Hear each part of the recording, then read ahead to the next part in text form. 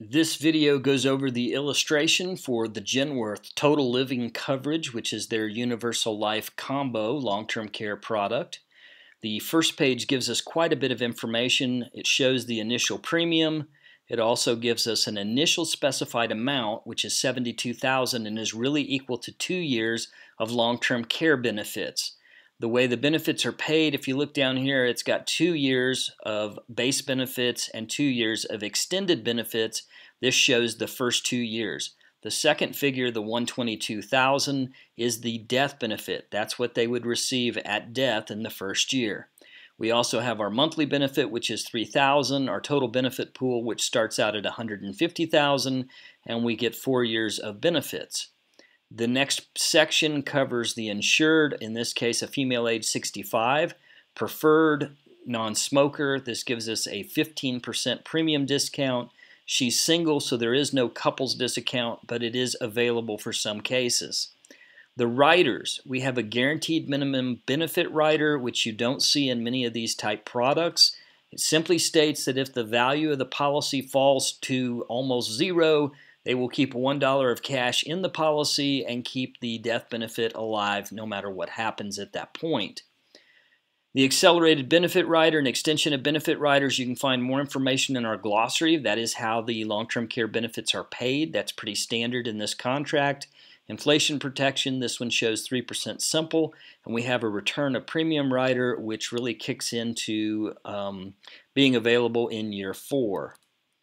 The next couple pages will give us definitions. I want to point out on this page, which is page 3, that we have an elimination period, and it shows none for home health care, so 0 days, and 90 days for facility care. On page 4, it shows residual death benefit. Even if all the long-term care benefits are paid out and the policy is basically exhausted, there is still $7,200 of death benefit that would be paid to the beneficiaries. We do talk about the return of premium benefit there, and like I said, that comes into effect at year 4. A couple more pages with definitions that are pretty standard, and then we get into an illustration page which shows us guaranteed policy values. This contract shows guaranteed and current values on those 2 pages, and the difference being guaranteed is 3% interest rate with maximum insurance charges. And where this really comes into play, you can see if the policy value falls to 0, which shows here is a $1 value, our long-term care benefits drop from $4,890 a month to $3,431. Now, it's not very likely that that would happen, but it can happen, and it is shown on the illustration. It doesn't happen until year 23 for this particular scenario.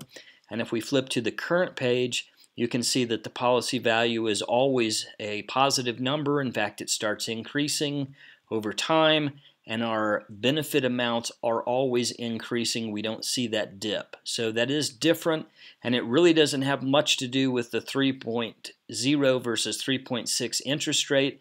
It has to do with current insurance charges versus guaranteed insurance charges. It is something to be aware of, though, to help explain to your clients. The last page of this section gives the signatures, and at that point we go into a graphical explanation of how the product works.